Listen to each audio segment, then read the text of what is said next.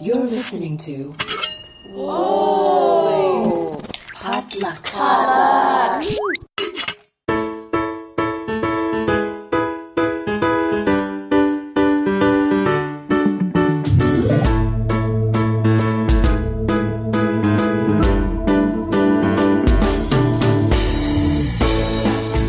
And welcome back to Books and Boba, a book club and podcast featuring books by Asian and Asian American authors. My name is Marvin Yue. And I'm Rira Yu.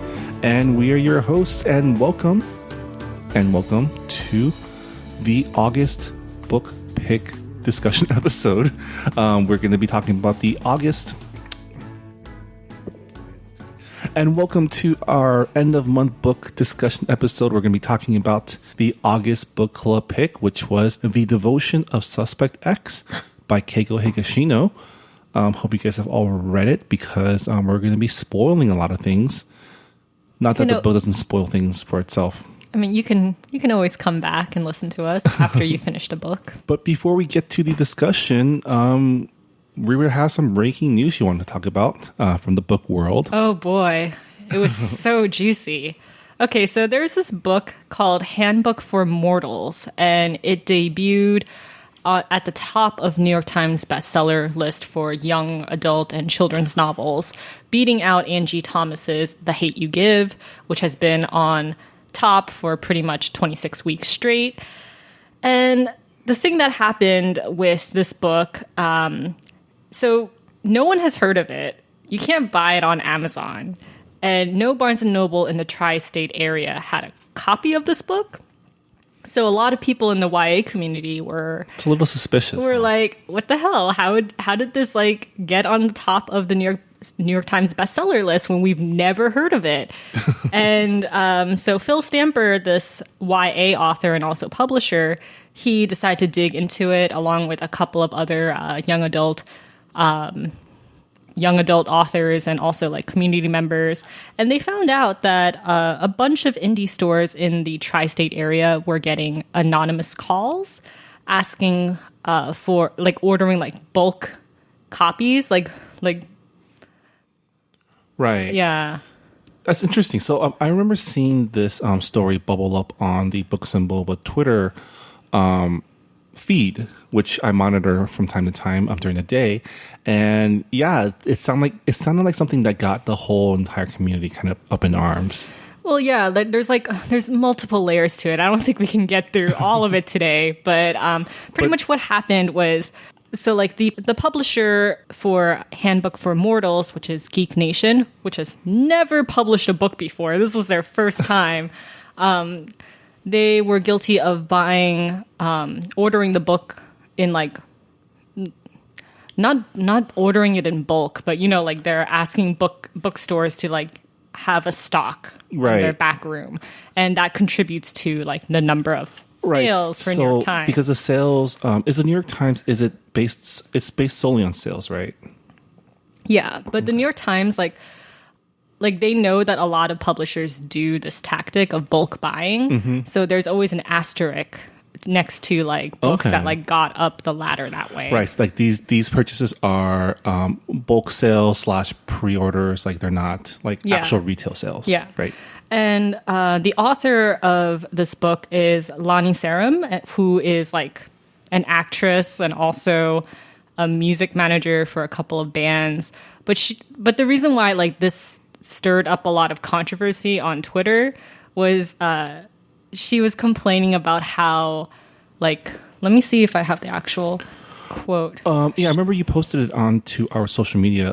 She was complaining that this is why new voices don't get a chance in the YA world. Yeah, she was complaining that the removal of her book from the New York Times bestseller list was because of unfair bias in the book world toward the familiar. And that's when she said YA should allow for new voices to come in. Right, but I remember you telling me that the number one book that she overtook was a first-time writer. Yeah, first-time writer, Angie Thomas, and her novel, The Hate You Give. It's about Black Lives Matter. It's about a 16-year-old girl who witnesses a black boy's murder, and it features a black protagonist. So it was a very See, like one of the things that Lonnie Sarum, the author of Handbook for Mortals, complained about was how like people were criticizing her because she didn't like go the normal young adult route, which is like sending out like copies, ARCs copies like 2 years beforehand and getting like book bloggers to like write about it. And the thing is like Phil Stamper, who was investigating this, like he checked the traffic on Geek Nation and there was like no traffic on this book.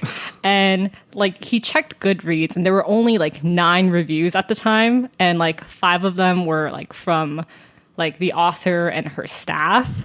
Right. So something was definitely fishy. Yeah. Right. And then they found out that the book is actually being developed for a film franchise. Oh. And like and then they checked on IMDb and they saw that Lonnie Sarum, the author, was like listed to play the lead actress in the film adaptation of her book. So now like the pieces are falling together and it's just like, oh, they wanted to rig the game so her book can get into the New York Times bestseller list, so they can say based on a New York Times bestseller novel. That's tricky. Yeah. Nice try. Also, the cover of the Handbook for Mortals is also plagiarized. It's plagiarized based on this print called The Knife Thrower, and it was drawn by Gil Del Mace. And he confirmed on Twitter that he didn't know about this and that his art was plagiarized without his like permission. Jeez. So yeah, a lot of stuff. Just some shady shenanigans all around.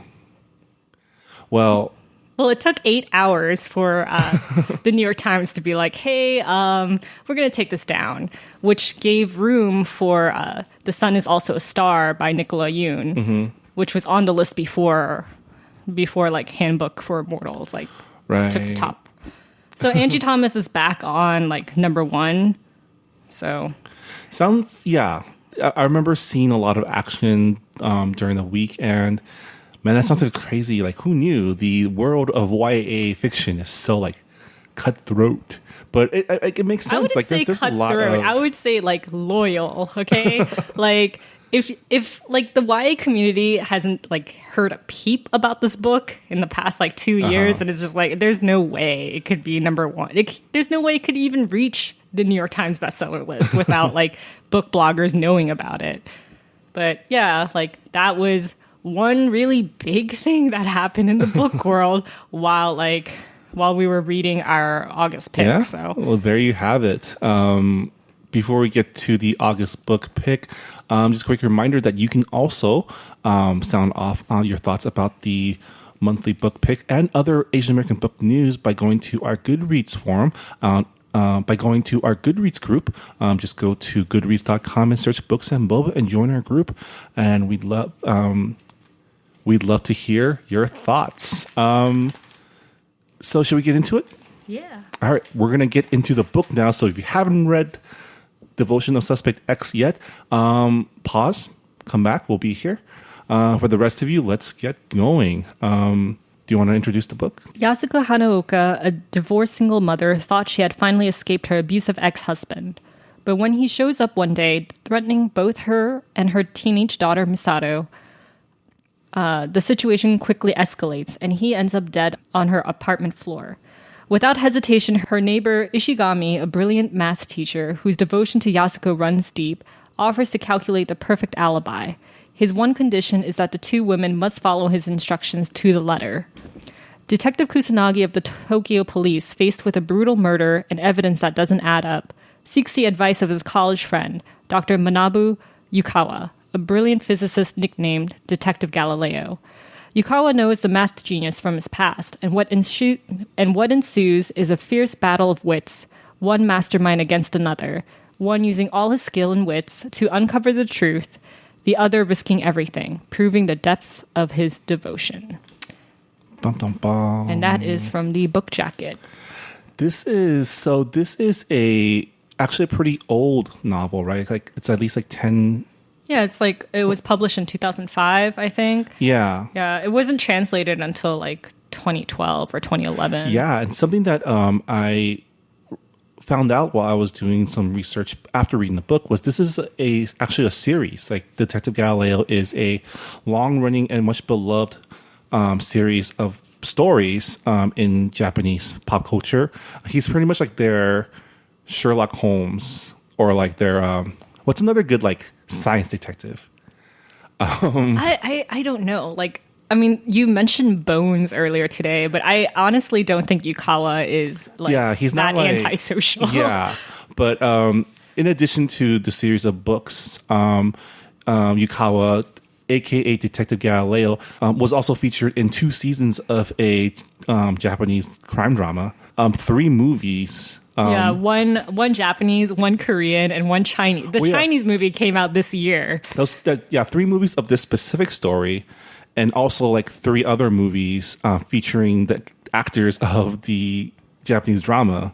This guy is like a pop culture icon in Japanese. Yeah, not just in Japan. Like, he is the best-selling crime fiction novelist in China as well, and he's like for this book, he was nominated for a 2012 Edgar Award, and that's like a really big deal, especially for a foreign writer. So it's just like he is pretty well known. And and like I can see him as like one of these like USA buddy cop shows. Like he's like the not eccentric. He's like the super smart scientist guy who helps his cop buddy solve crimes.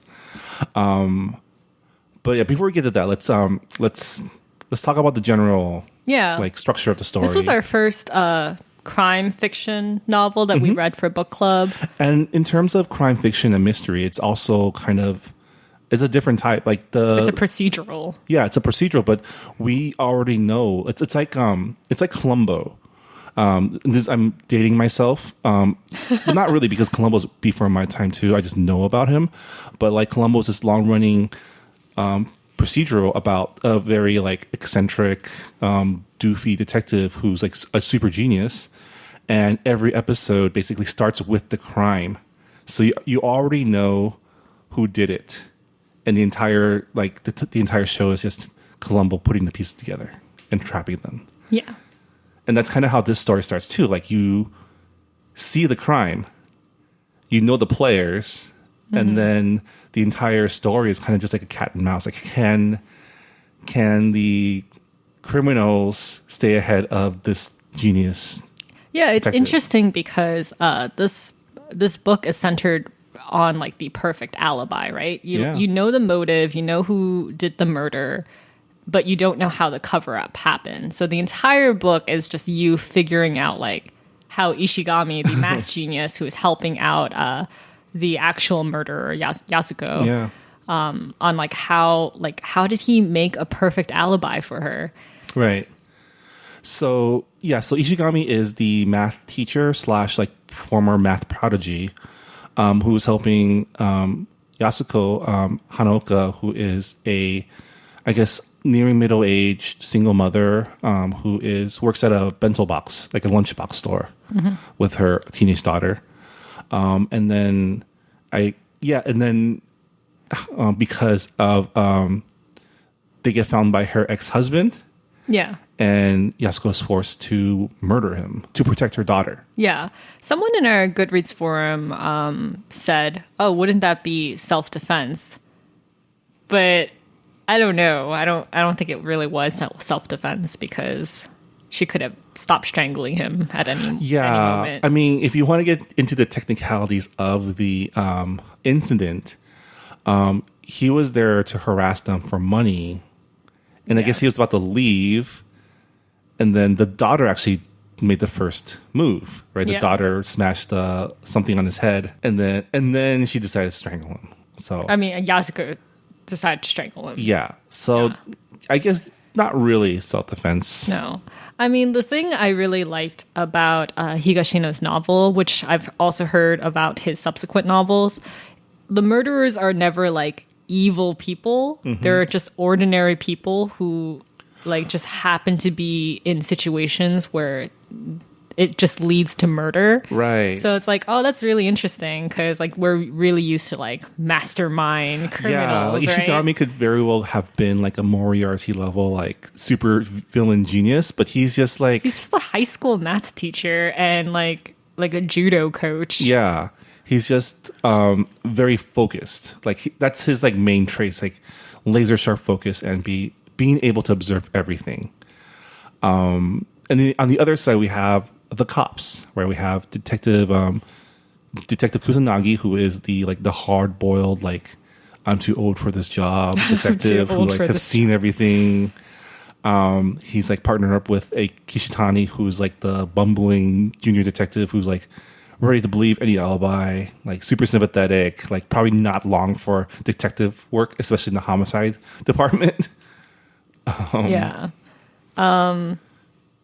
Yeah, it's like, so the murder happens. Like Yasuko accidentally, intentionally, whatever. We'll leave that we'll leave that where it is. But she ends up strangling her ex-husband with a kotatsu electrical wire. Right. And he falls dead. And Ishigami, who lives next door, he comes over and he offers his help, saying like, well, you can turn yourself into the cops, or I can help you get away with it. yeah, I can help you get away with it. I'll take care of everything. I'll dispose the body. You just have to listen to everything that I tell you to do. And at this point, the murder happens in like page 18. So we're really far ahead. We're just like, okay, let's go. So the next chapter, the police find Right. a naked body of a man with his face smashed in, his fingerprints burnt, and he's washed up on the river. And they also find like a bicycle nearby. So their guess is that this person, the victim, he had rode on his bicycle and somehow got murdered. Yeah. And they also find like half burnt clothes near the body as well. Right. And the body's been, his face is smashed, fingerprints burnt off. And they eventually find out the body's identity, which is Togashi, Yasuko's ex-husband. And, in every case, it's like, oh, you suspect the domestic partner first. How do they ID the body again? So they go around asking about, like, missing middle-aged men with, like, the same weight and like height, and they find out that there is a missing person at like this motel. Right, they match the hair of the body. They match the hair found in the hotel. Right. Yeah. Okay. So yeah, the cops decide to pay a visit to his ex-wife, who lives in the area. Yeah, and like the thing is, like they do like the classic routine, right? It's just like, oh, where were you on the on the night of like March 11th or March 10th? It was March 10th, I think. Yeah. Yeah, March 11th was when they found the body. Yeah. March 10th is when they think that the body was the victim was killed. Yeah. So they're asking her like, what did you do that night? And Yasuko says like, oh, like after work, my daughter and I went to go see a movie. Yeah, she gives them basically her alibi is they went to go see a movie, they went to go karaoke, and they ate ramen. Yeah. And then they're like, okay, we'll go check it out. And then on the way out, they meet her neighbor, Ishigami, who we know is helping them with getting away with it. And then they interview him. And then during that time, he finds out that, he went to the university, the Imperial University, right? Yeah, the same university as Detective Kusanagi and also his friend Manabu Yukawa. Right. They actually introduced Yukawa? Yeah, they actually introduced Yukawa before, when they first introduced the cops, like before they get called into the murder.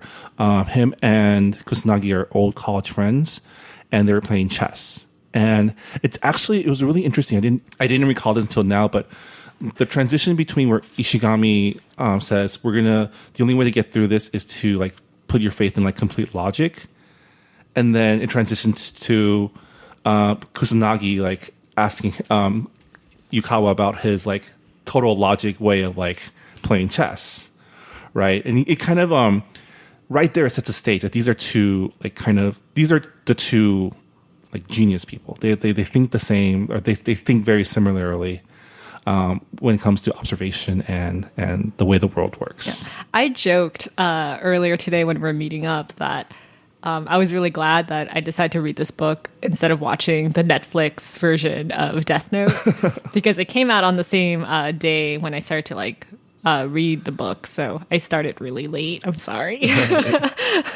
But, it's a pretty quick read though. It's very... Oh yeah, I read it within like 3 hours. I'm like, no problem. But it was just like, it really reminded me of the Death Note setup because you have like two geniuses who are like who know each other so well and are trying to like outsmart each other. And it was like the whole book was just watching like a really intense chess battle. Yeah, it's like a battle of wits between two like super smart people. And I guess we can get into the relationship between Yukawa and Ishigami.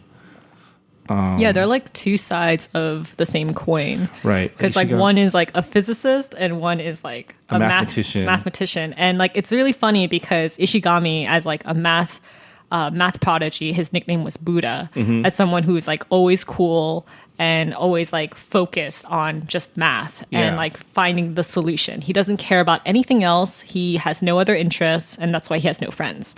But Yukawa, he is someone who reads up on a lot of different things, and even though he might have the same intellect level as Ishigami, he's someone who likes to he likes to experiment.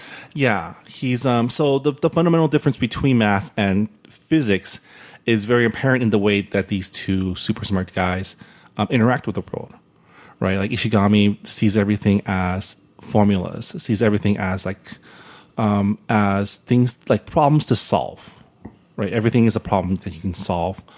Where Yukawa believes in the practical, like in general terms, math is all about like formulas and proofs, and physics is about experimentation and like proving the proofs in real life. I thought it was also really interesting that like Yukawa, I think there's like a scene where he's like following Detective Kusanagi, and Detective Kusanagi is like really annoyed, and he's just like, "Oh, like what are you doing here?" And Yukawa is just like, "Oh, I'm just watching people. That's like a hobby of mine. Like watching people and figuring out why they do things is like my hobby." Yeah. And it's like, oh yeah, like that reminds me of Hercule Poirot from Agatha Christie's murder mystery series, because like he's also a detective who looks at human psychology before actually dismantling the problem with logic.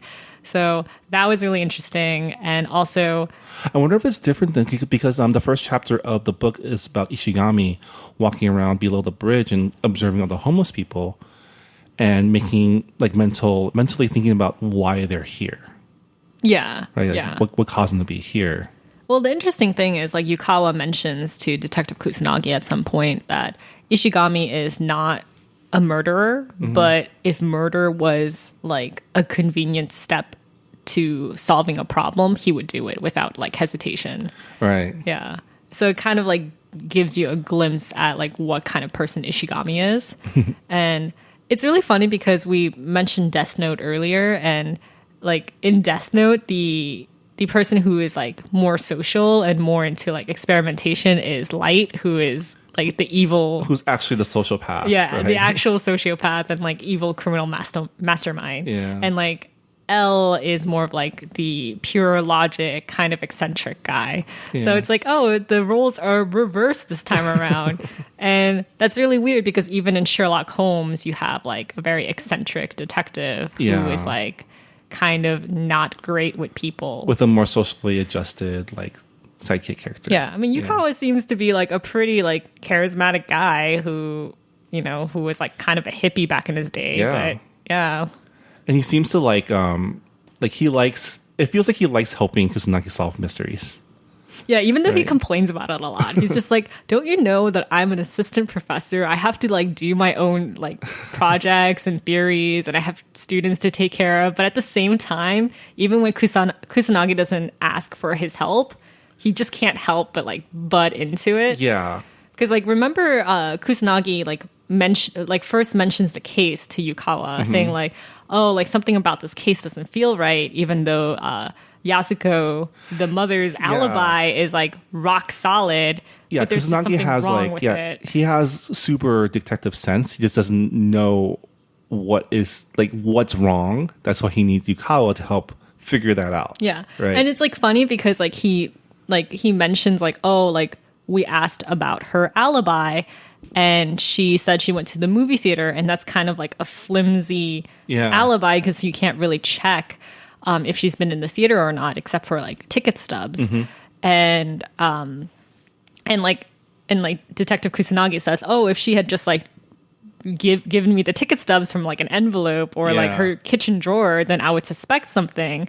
But the thing is, like, she like actually went and like looked for it. Yeah. And then when she opened the program for the movie, that's where she found her ticket stubs. And Yukawa makes the comment saying like, like if she is the killer, and if she knew that you were going to ask her for her alibi and she put the stubs in the program intentionally, then you have a very formidable murder suspect. Right. Do you think that's when he first started to think that someone's probably helping her out?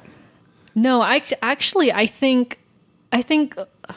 what happened was when Detective Kusanagi mentions like, oh, by the way, her neighbor is like... Yeah, like an old classmate of yours. Yeah, it's an old classmate of yours. And then when he goes to like see his classmate, that's when I think he's like a little bit puzzled by the whole thing. Because it's like, okay, like what are the chances that he's like living right next door to this murder suspect?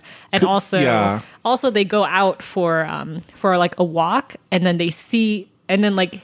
Well, this is a reveal at the end, but he realizes like when he first starts suspecting, when he realizes that Ishigami might have a crush on Yasuko. Yeah. That's like when he has like an inkling of like something might be.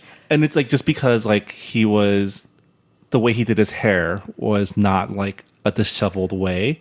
Like he was like dressing himself up to see someone, which means that he cares about what that person thought about what he looked like, which like is something that is out of character for Ishigami. Yeah. Right. So in the end, it was just like all about like if Ishigami was a stranger to Yukawa, then like he wouldn't have suspected anything, I think. But because they were like old classmates and old friends, it's like, I think there's something off, and it's all about like that like intuition, you know? Because Ishigami, like he pretty much called like, all right, this is how you, like the whole ticket stub thing, right?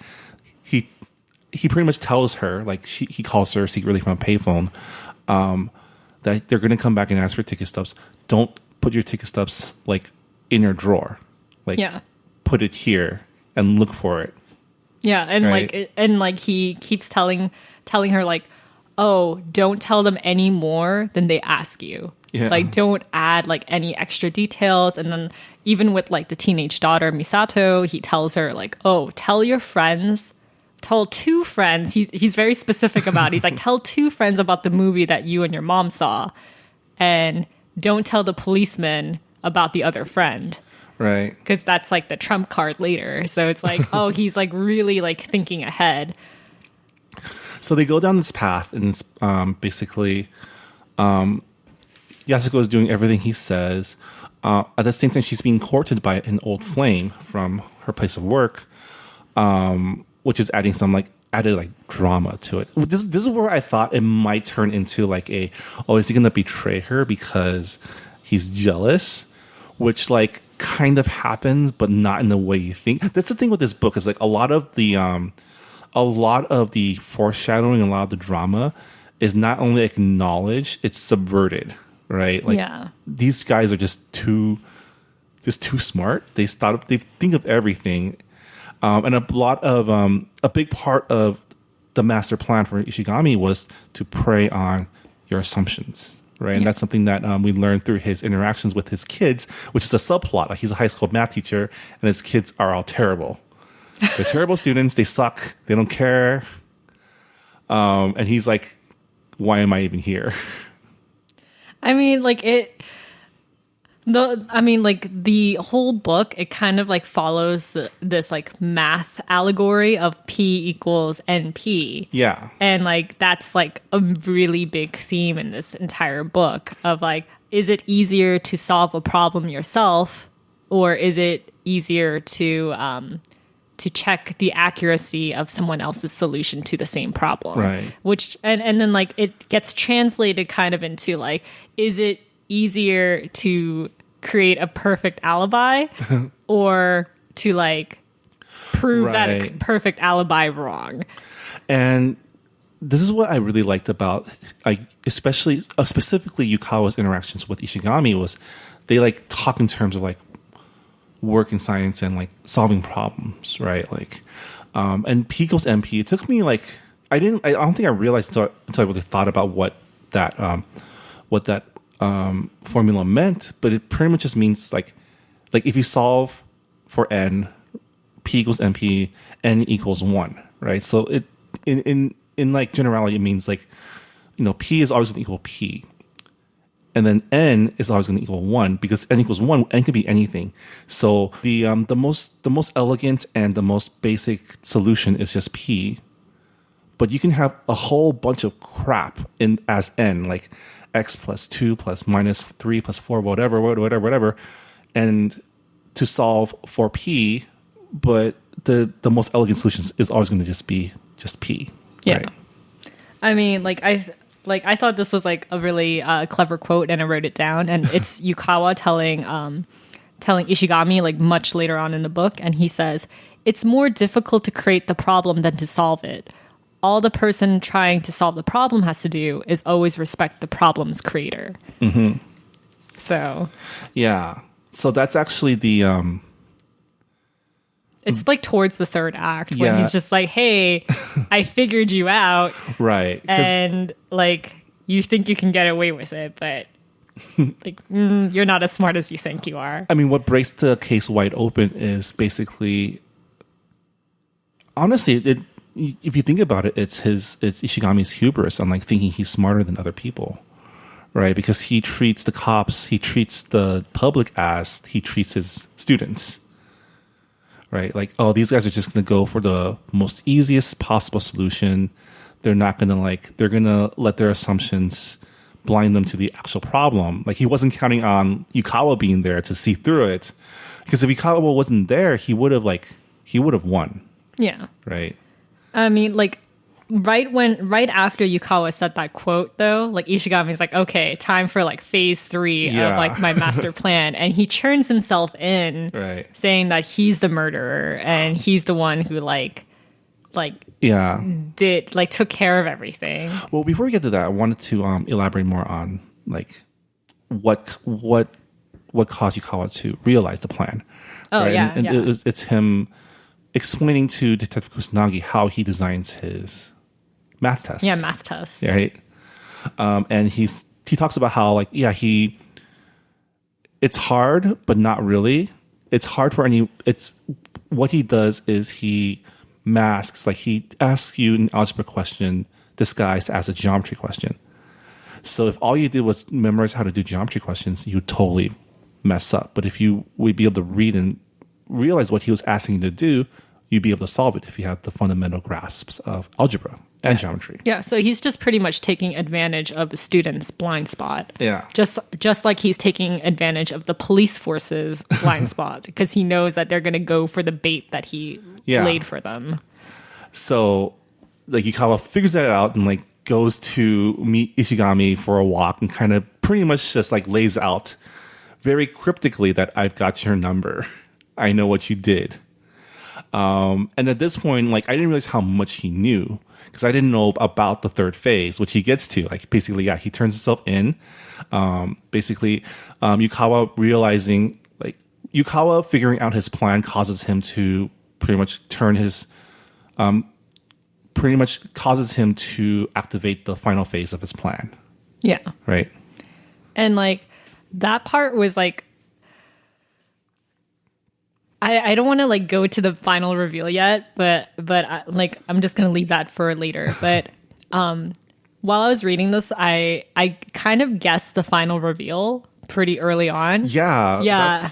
But I didn't guess a lot of like the red herrings. I like at the time I was just like, okay, maybe it's going to turn into like Ishigami being a stalker and like kind of getting jealous, and his ego is the reason why he gets like arrested. Yeah. But like I played into that trap though, because like what he tells the police in his confession is like, oh, I'm a bodyguard for Yasuko because she told me that like her ex-husband has been like hounding her for money, and we have like a secret communication thing. And the police are like, okay, we're gonna ask Yasuko about all of this. And Yasuko, who already had like instructions beforehand, didn't really know what Ishigami confessed to the police. All she got were like bare minimum details, right? Well, I think she got she received 2 letters that what she was told to give to the police when they asked for it. Yeah. And to like tell them certain things. Yeah, so she doesn't know anything about like the confession, like the contents of Ishigami's confession. And when they're like, oh, like... Well, she knows that Ishigami turned himself in. Yeah, that's about it though. Yeah. It's interesting, like you were talking about, like that red herring I saw right away. Like the moment that she was on the date with her old flame, and he like brought out like, oh, I've been receiving this, like I received this really weird letter saying like, stay away from Yasuko, you don't deserve her. Like I was like, oh, okay. I know what the last like, phase is. For that note, when like Kudo, the love interest, got the letter, I thought Misato, the teenage daughter, was the one who wrote that really? Because I thought because her daughter was just like, oh, like what about Ishigami? He's helping us like get away scot-free. How can you betray him like that? So I thought the daughter was mad at the mom, but I knew right away that okay, he's probably setting himself up. Yeah. Because that was his whole MO. He would do anything to keep them safe and happy. Yeah. Right. I mean, like, yeah, that like I totally played into that trap, and I was not happy about it. I was just like, oh, it's so good, but at the same time, I don't like being tricked. Yeah, because that stalker turn came way too, not just conveniently, but it was such a character turn. Yeah. That I was like, this is part of the plan. This is part of his plan. I mean, like, okay, so like they asked Yasuko, like, hey, like, is Ishigami your bodyguard? Like, what is this thing that he keeps, like, telling us? And Yasuko's like, nope, definitely not my bodyguard. He's been, like, calling me? Like, what? So they go to Ishigami's apartment, and they find all the stalker stuff. They find the murder weapon. They find, like a secret listening device pointed at the wall. They find, like... I know one of our Goodreads members said that they thought the listening device was there before the murder happened. Like he was always like a creepy stalker. She fell for it too. Yeah. I mean, like it took me a while to like talk myself out of that, because I was like, oh, like he's so creepy. Like maybe he was listening to them this entire time. Like how did he know that the murder happened? But he was never really creepy though. He was intense, maybe. Yeah. But it never, like I never got creepy vibes from him, and I think that was what like the detective and Yukawa picked up on too. Like Yukawa definitely already knew what was going on. Yeah. But the detective was like, this isn't right. Something's wrong here. Like, how did I miss something this big? Right? Like, he did not get creeper vibes. So, I mean, like, I thought it was really funny that, like, when they first interview Yasuko about like her alibi, and then they're about to leave the building, and then Ishigami like walks up the stairs, and both of the detectives just kind of turn around. And they're like, let's go talk to that guy, because they get like mad creeper vibes from him. They could have just like. They could have just left, but they had this like gut reaction of like, this guy is creepy and he lives right next door. I mean, not creepy, maybe odd. Like it's a person of interest. I don't know. I guess person of interest or. But yeah, so obviously, like so we throughout the story we've been introduced to Kusanagi's kind of like burnt out chief. That's kind of like he just wants to close his case, right? And for those of you who've watched shows like The Wire or other crime dramas, you know that police departments are inherently political, and different departments want to keep their clearance levels high to show that they're doing stuff so they can get, money for more cops and more resources and things like that. So having this case be open is like not a good thing. And they have like a dude that not only confessed, but is obviously a stalker, creepy stalker boy, right? Like, case closed. Yeah. But then Kusanagi's still like, something's not right. Yeah, Kusanagi's just like, I don't know. Like, I still think Yasuko did it, and he has like no evidence whatsoever. And that's when Yukawa is just like, okay. Let me lay it out for you. Yeah, let me lay it out for you. And do we go into the final reveal here? Yeah, okay. Yeah, I think so. Final reveal. I did not see, after they explain it, I still kind of don't get it. I get it, but like, don't like. But anyways, well, okay, what part don't you get? Because our listeners might have the same challenge as you. Just why the extra dude? Why the extra? Okay, why the extra? So the final reveal is that Ishigami murdered like a homeless man. Yeah, the engineer. The body that they fished out of the river is actually the body of a homeless man, not Togashi, the ex-husband. Yeah, and Togashi, the ex-husband, the corpse of that body has been chopped up into bits and sunken into the river. So, like, the reveal is that he actually did commit murder for her. Yeah. Like, so if we lay it down on a timeline, so Yasuko murdered her husband on the 9th, the night of the 9th, and that's revealed later. Like the actual murder was on the 9th, not the 10th. Yeah. And the body that was fished out of the river that the police found, that body was killed on the 10th. So pretty much the police were on a totally separate case, thinking that the victim was the same. But Ishigami totally used their assumptions. Like, he figured out how they were going to try to identify the body and sent them down this like wild rabbit chase, because like obviously if they were looking for alibis on March 10th, they weren't gonna find like holes. I mean, it was like very smart, because Ishigami knew that Yasuko and her daughter Misato, they would crack under pressure. So the best way to like get them scot-free is to make them tell the truth. Yeah. And if the police are investigating a totally separate case, then of course their alibi still stands. Mm-hmm. The reason why he decided to kill another person to cover up this murder is that he knows that like there's no way he can hide Togashi's body without another body. Yeah. Yeah. Because like there's too much evidence on Togashi's body.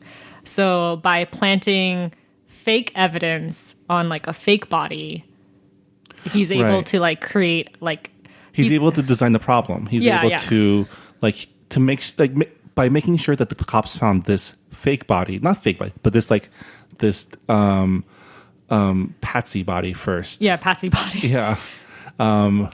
It delays them from finding the actual body, because basically no one will care if a homeless guy is missing. Yeah. Right. And then the homeless guy probably has no family who would report it. See, like I knew that was the deal with the body that they found in the river. Like I knew that it wasn't Togashi, because I read so many murder mystery novels growing up. Do they just like murder homeless people all the time? There are a lot of cases like that where like body switcheroos, and I've read a lot of Kindaichi files too, and that and they do a lot of tricks like that. But I knew right away, because the head was smashed in and the fingerprints were burnt. Mm-hmm. And like the police, they assumed that like, oh, the killer did that so it could delay the identification process. But I was just like, but they're going to find out who it is anyway. So like, what was the whole point of that? And also there was the bicycle, and they had fingerprints on the bicycle. I'm like, wait, why is there a bicycle with fingerprints if like if this body has already been erased of like an identity? Mm-hmm. So I kept thinking like, okay, so the identity was either like Ishigami decided to burn the fingerprints off because this is a different person, and he doesn't want the police finding out who it is. So that was my guess. And then I was like, I was almost there. I almost figured it out, but I like fell into so many of the red herrings. Fell into the creeper red herring instead. I mean, like it's like what Ishigami did with his math test. It's like, oh, it's an algebra problem that's disguised as a geometry problem. Like, I read so many murder mystery novels that like that's what I thought would happen. I was like, there's always like whenever there's like a joint like murder jealousy team, is what causes it all to unravel, right? Yeah. Like, jealousy or untrust, like the prisoner's dilemma, right? What if this person turns on me? I'm gonna turn on them first. Yeah, Or like, yeah. you know. I'm just like, oh, like it's already like such a melodrama, so it's probably gonna go in that direction. But I was totally wrong. So Ishigami's already in jail. So essentially, Yasuko got away with it. And they can't free him because he's a murderer. He murdered a different body. So I mean, whether or not they exonerated him of Tokashi's murder, he still is a co-conspirator in that murder / actual murder of the homeless man. And they don't have any evidence against Yasuko, so they can't charge her with murder unless she confesses, which he told her not to. So he's like, well, like, I'm the winner. I get to solve math problems for the rest of my life in the cell. He writes her in the letter with the instructions on how to like deal with him turn himself in. He writes like, Kubo's a good man. You'll be happier with him than with anyone else. Like that's what was it? He's like, being with him will maximize your probability for happiness. Like a very math thing there, right? You know? Yeah. Like, which is the type of response I did expect from him. Kind of a very logical, very like, you know, like, I know you'll never be with me, but I want to make sure that you're happy because obviously she's important to him. Mm-hmm. Right. But then Yukawa goes and screws it all up by telling her everything and leaves it to her to like decide what to do. Yeah. Right. So he reveals to her that, even though Ishigami didn't kill Togashi, he did kill this other person, and it's because he was in love with you. Yeah. Right. And like in the ending, like Yasuko turns herself in. Yeah. And ruins Ishigami's entire plan for like her to like be happy, quote unquote, because there's no way she was going to be happy. I feel like there was no way, like the plan was flawed anyways, because like he was expecting her and her daughter to not feel like they owe anything to him, which obviously isn't true. Like I think her daughter was like racked with so much guilt that like she tried to commit suicide at school, right? Like it wasn't like all around. It was like it was a selfish plan.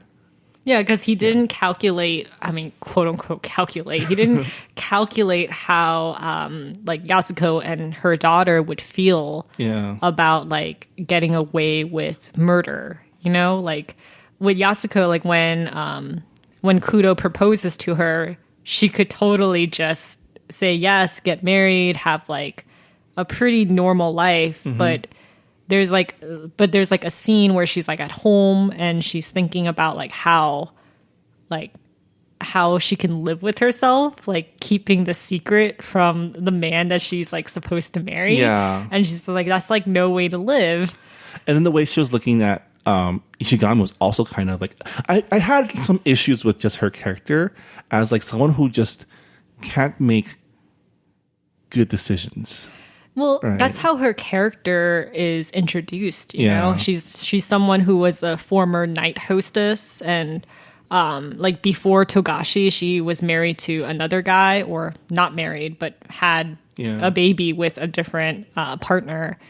And it's just like, wow, she's made a lot of mistakes in her life, and she doesn't seem to be the brightest bulb out there. Because like she was totally down to find comfort with Kudo, even though like she was still being protected by Ishigami, and her thoughts was like, well, like, am I just going to be beholden to him because he has power over me? Like, I don't know. It's something about just the way she thinks about it kind of Because like any Yeah. like I mean I think like any normal person with like an above average intellect would probably think, oh shoot, he's offering to like cover up a murder for me. Like, what does he want? yeah. But she doesn't even think about that. And like she's just like, oh fine, yeah, like get rid of the body for me because yeah. yeah, like I just don't want to go to jail because I have a daughter.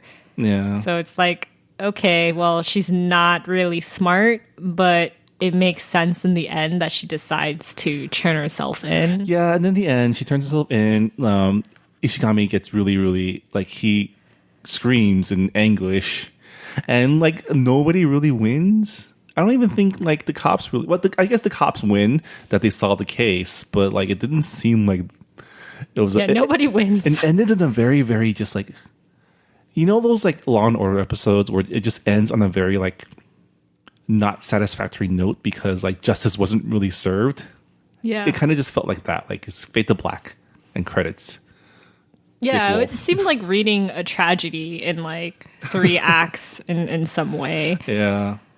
I thought it was really interesting how like Yukawa, like he decides to get into the case because they're walking outside and then they see like each other's reflection and Ishigami mentions like, oh, Yukawa, like how have you stayed so young throughout these years? I'm balding and you have a full set of hair. And Yukawa is just like, you don't care about your looks. Like you mentioned how much like a man's appearance doesn't mean anything.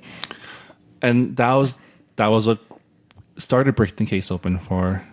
That's when Yukawa started suspecting there were holes in Ishigami's story. But we forgot to mention one thing, which is like they also reveal what caused Ishigami to have so much devotion to Yasuko. Right. He tried to kill himself because he was like, I'm supposed to be like doing like groundbreaking math. Yeah, but he was like the genius, but then like the story said that he had to take care of his like, parents. Parents were older, and then basically just never got the chance to be the star researcher he was supposed to be. And now he's teaching math to kids who don't care. And there was like no reason for him to like... Yeah, and even when he was like at some time he was working at a university as like an assistant researcher, and he just found out that like the higher ups, they don't care. They just care about like... It's politics. Yeah, it's just politics. And it's just like, they don't care about like making groundbreaking math and like coming up with new problems and solutions. They just don't care. He was very disillusioned, and I guess he was about to hang himself when Yasuko and her daughter moved in next door. And then basically like something about their eyes like broke him out of the funk. Yeah. And from then on, he decided that he would do anything for them. Right. Which I guess is a little creepy. I don't know. I mean, I asked this at book club earlier today. Like, was it more of devotion or obsession? I don't think it was obsession, though. Like, I don't think he would actually... I don't think he was actually stalking them. No, he wasn't. Like, he wasn't stalking them. I mean, he wasn't, like, listening to, like, a secret listening device. But then he was, like... He did only go into the bento box store when she was working. Which is another thing that, like, bothered me. Because I'm like, yo, like, your boss notices that there's this man that comes in every day just to see you. And you don't think for 1 second that he has the hots for you? Like, come on. Like I said, she's just not very, like, thoughtful. I know. No. But yeah, what did you think of Yukawa, Detective Galileo? And would you read more Detective Galileo I would definitely stories? read more because murder mystery is my jam. I actually want to go and try to track down the TV series. I feel like the TV series won't be as good, though, because I feel like they would just make it, like, quote unquote sexy and try to have like tension where there like shouldn't be. And I guess that's not far from the truth, because in the TV series they replace Detective Kusanagi with his protege, who's introduced in I guess the 3rd book in the novel series, who's a woman, and she kind of becomes Yukawa's foil, and then she's actually the lead in the Japanese version of the movie. Suspect X. She's actually the lead investigator instead of Kusanagi. So, I mean, like I would be most concerned about the portrayal of Yukawa because like in the books he just like I said, like a lot of like detectives in fiction, they're like either like the hard-boiled detective or like the really eccentric like borderline like Asperger like like the really antisocial genius. And like while those archetypes are charming, it's been overdone. And I would just be afraid that the TV show would try to make Yukawa into like this like mad scientist who like burns clothes and just like does really weird experiments when he's just like a normal charismatic guy. I mean, he's pretty much just charismatic Sherlock Holmes though, isn't he? Like, I mean, I feel like he's just like one of those nice professors who are just like, hey, like, let's just talk about science for also like super half an hour. eccentric and like pretty much a like rogue element. Like he's not that eccentric though. What has he done in the book that was like extremely eccentric? He burned clothes. That was for guessing whether or not like how long, like guessing maybe why not it took so long. but he is a loose cannon. He's like he's not got that involved loose either. in the case that he had no interest in, but ended up being interested in. Well, that's because he thought his friend was a murderer or like involved with a murderer. So I was like, yeah, like sure. If I was friends with someone, then I would probably check it out. I guess I'm just thinking, yeah, I don't know. Maybe the movie, maybe having some sexual tension between the detective and the scientist might inject some. I mean, the only eccentric part that I can think of was like when he was following Detective Kusanagi and he's just eating ice cream with like wearing like a suit and like Kusanagi is just like, what are you doing? And don't tell me that you're just eating ice cream because you've been following me for like the past couple of hours. And yeah, I would be really scared that a TV show or like a movie adaptation of this would try to sex it up. That's true. We don't need like an Asian Benedict Cumberbatch to play Yukawa. But someone did. I know someone did. Out there. I know. In many different forms too. Not all detectives have to be hot. They can just be salt and pepper, gray, cranky old men. I wonder so there's a Korean version too called Perfect Number. Yeah, Perfect Number. And then there's a Chinese version that just came out. Yeah, I wonder if the Korean version is like one of those dark revenge movies. It's probably not.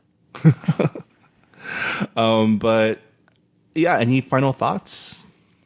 Well, I'm so glad that we finally got to a crime fiction novel for this book club because like the closest we got was Everything I Never Told You by Celeste Ng, and that was more of a literary. That wasn't really thriller. A procedural. Yeah, that was more of a... It wasn't like detectives. It wasn't like trying to solve a murder. So I'm really glad that we read a murder book. Yeah, it's a pretty good one too. And it's like a reverse murder book, right? It's not a whodunit. It's how did they do it? How did they do it? How'd they do it? Yeah, I really enjoyed this book too, and I'm actually like I said, I'm curious about the other works within this literary and cinematic universe, and I might actually go catch the Japanese drama. I love how you're just like, oh, I would want to watch the Japanese drama over the Chinese movie that just came out this year. But there's more of it. That's true. They're yeah. I might catch the other movies. I don't know. Yeah, but I already know what happens in Suspect X. I mean, I want to know the other stories. I am a firm believer in books being better than movies and their dramatic adaptations. So I would say if you liked this book, you should probably read more of Higashino's books. Yeah, because he has like 4 other books, I think. I think the second and third one have already been translated. The fourth one, Malice, is being translated for this year. I think it's already been translated. Okay, yeah. So the next 3 books are already out. So if you enjoyed The Adventures of Detective Galileo, there's more out there. So definitely check it out. Rira, what are we reading for the month of September? Oh our 13th book We have now completed 1 year of Books and Boba. Congratulations. Thank you for joining us on this ride. We are reading Goodbye Vitamin by Rachel Kong. And if that title seems familiar, it is, because we mentioned it in our June or July new releases. So we are reading a fairly new book for September. Cool. It's also less than 200 pages, so you really have no excuse to not finish it. Nice. That means I have enough time to work on my other books. I'm halfway through Grace of Kings, a book that we mentioned before. I still can't believe that. Like, you bought that book last week. That book is 600 pages. It's pretty good. I mean, it's the same size as this book, and I finished it in like 2 days. So it is not the same size as this book. This book is like 350 pages. Yeah, well, I mean, the amount I've read so far has been the same size. Yeah, I'm really enjoying it. It's like, I didn't realize it was like Eastern inspired, like fantasy. Silk punk. That's awesome. I didn't know I needed that in my life until I started reading it. We might read it for a future pick, but Marvin might be done by then. That's good. I'll read the second one. And yeah, that'll do it for this episode of Books and Boba. Thanks again for listening. Again, if you want to sound off, and again, if you'd like to share your thoughts about the Devotion of Suspect X, or any of our book picks, or anything about Asian American literature, tell us what you think about Book of Mortals, or whatever that book is called. Join our Goodreads group. Go to goodreads.com and type in Books and Boba, and let us know your thoughts in our forums. I was about to say, don't tell us about Handbook for Mortals, because I read the sample from like Amazon. Well, not Amazon, but like I read the sample that was available, and my God, it's so bad. And yeah, thanks for joining us, and we'll see you all next time. Keep reading, guys. This episode of Books and Boba was hosted by Marvin Yue and Rira Yu, and edited by Marvin Yue. Books and Boba is a proud member of the Potluck Podcast Collective, a collective of podcasts featuring unique voices from the Asian American community. If you like this show, please check out First of All, our newest show featuring a real, unfiltered conversation on career, family, love, and modern culture, hosted by actress, director, and entrepreneur Minji Chang. You can find First of All along with the other great programs of the Potluck Collective by going to the website, podcastpotluck.com. And please don't forget to subscribe to Books and Boba. And if you have time, please leave us a rating and review on Apple Podcasts. It'll really help us spread the word about books by Asian and Asian American authors. Thanks again, and we'll see you next time on Books and Boba.